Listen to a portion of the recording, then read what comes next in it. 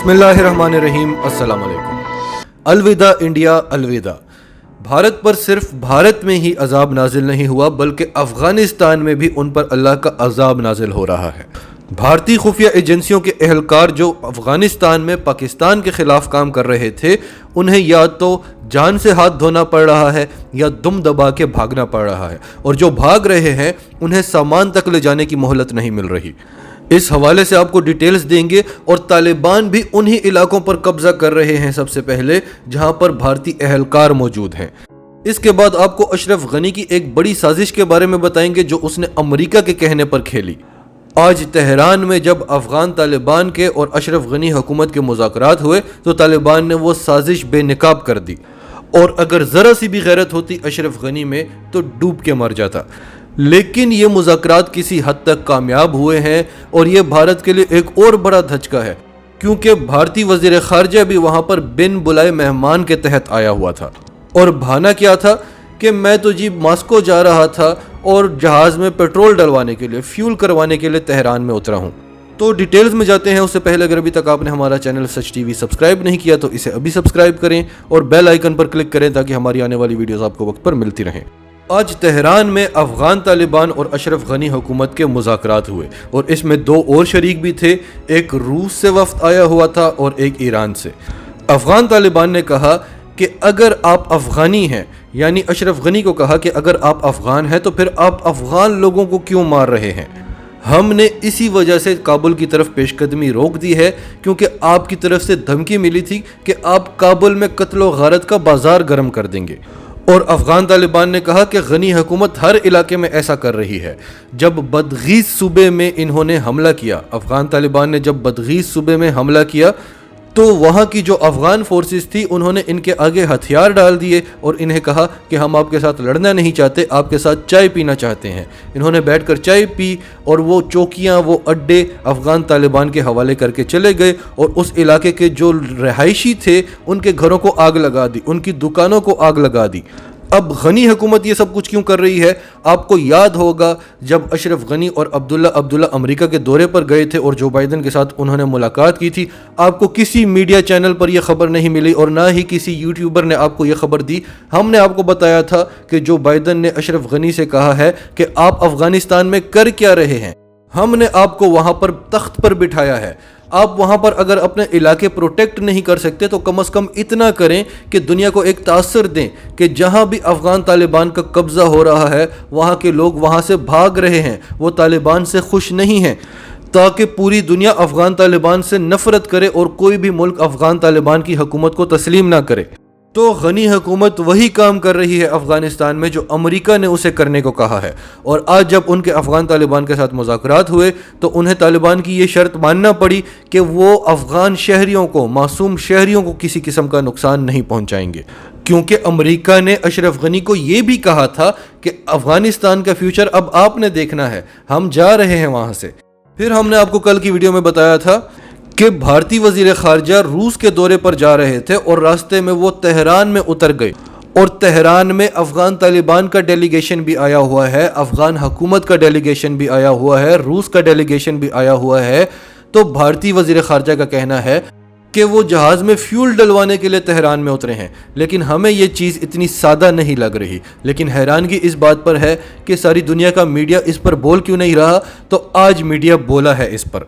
भारतीय वज़ीर ख़ारजा की ईरान की आला क़यादत के साथ बातचीत हुई है, लेकिन अफ़गान तालिबान के साथ मुज़ाकरात करने में या मुलाकात करने में वो बदस्तूर नाकाम रहे हैं। और दूसरा बड़ा झटका भारत को ये लगा है कि अफ़गान तालिबान में और अफ़गान हुकूमत में मुज़ाकरात किसी हद तक कामयाब हुए हैं। अब दूसरी तरफ हमने आपको परसों की वीडियो में एक बात बताई थी कि BBC ने एक रिपोर्ट दी है कि अफ़गान तालिबान उन इलाकों पर कब्ज़ा कर रहे हैं जो ताजिकिस्तान के बॉर्डर पर हैं या पाकिस्तान के बॉर्डर पर हैं, उन एरियाज़ में जहां पाकिस्तान ने बॉर्डर लगाई हुई है, और ये पाकिस्तान के लिए ख़तरे की घंटी है। और आपने यही खबरें हर जगह सुनी कि ये पाकिस्तान के लिए ख़तरे की बात है, लेकिन सच टीवी उर्दू ने आपको बताया था कि ये तो पाकिस्तान के लिए अच्छी बात है क्योंकि पहले वहाँ अफ़गान फोर्सेस हुआ करती थी, अब अफ़गान तालिबान होंगे तो पाकिस्तान का बॉर्डर ज़्यादा सिक्योर होगा। اور دوسرا ان علاقوں میں بھارتی خفیہ ایجنسیوں کے اہلکار موجود ہیں۔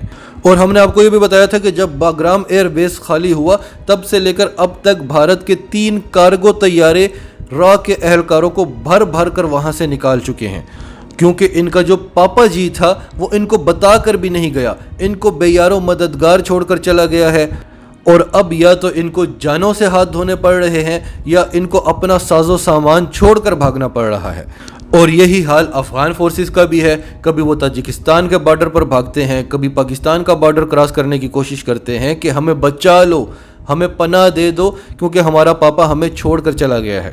اب بھارت جو افغانستان میں ڈیم بنا رہا تھا اس پر $2 ارب کی سرمایہ کاری کی ہے بھارت نے، اور اس ڈیم کا مقصد کیا تھا کہ دریائے کابل کا جو پانی پاکستان آتا ہے اس پانی کو روکا جا سکے۔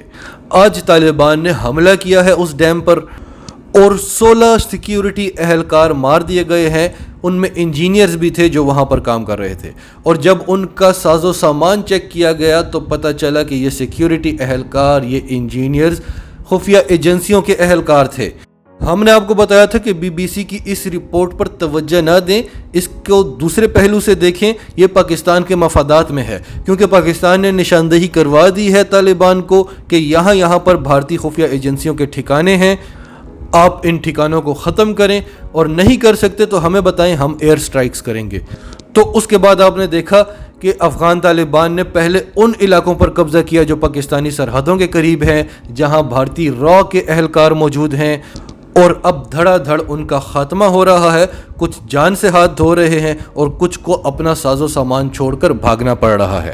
اس کے علاوہ جو بھارتی انویسٹمنٹ تھی افغانستان میں، بھارت طالبان سے یہی بات کرنا چاہتا ہے کہ ہماری انویسٹمنٹ کو نقصان نہ پہنچاؤ، ہم مزید انویسٹمنٹ کریں گے، افغانستان کی ترقی میں آپ کا ساتھ دیں گے، آپ کے ساتھ مل کر کام کریں گے، پاکستان جتنی آپ کو سپورٹ کرتا ہے اس سے زیادہ ہم سپورٹ کریں گے۔ لیکن افغان طالبان مرد کے بچے ہیں، وہ زبان کے پکے ہیں، وہ آپ کے مودی کی طرح نہیں ہے، ان کا سینہ مودی کی طرح 56 انچ کا نہیں ہے جو کبھی کس کے قدموں میں گر جاتا ہے اور کبھی کس کے قدموں میں گر جاتا ہے۔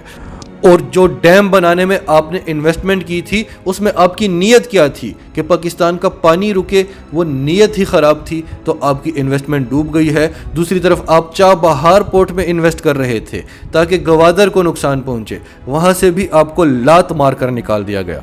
تو پاکستان کے لیے خوشخبریاں ہی خوشخبریاں ہیں، امریکہ بھی جا رہا ہے افغانستان سے، بھارت بھی جا رہا ہے، چین اور پاکستان کا اثر و رسوخ بڑھ رہا ہے، اور بھارت کے اندر کے جو حالات ہیں وہ بھی آپ کے سامنے ہیں، اور بھارتی بارڈرز پر جو حالات ہیں وہ بھی آپ کے سامنے ہیں۔ ناظرین، آپ کی سب کے بارے میں کیا رائے ہے؟ کمنٹس میں اپنی رائے کا اظہار کرتے رہیں، اور اگر آپ ہمارے چینل پر نئے ہیں تو ابھی سچ ٹی وی کو سبسکرائب کریں، سچ ٹی وی فیملی کا حصہ بنیں، اور ہماری ویڈیوز پسند آئیں تو انہیں لائک کریں، شیئر کریں، تاکہ زیادہ سے زیادہ لوگوں تک یہ میسیجز پہنچتے رہیں۔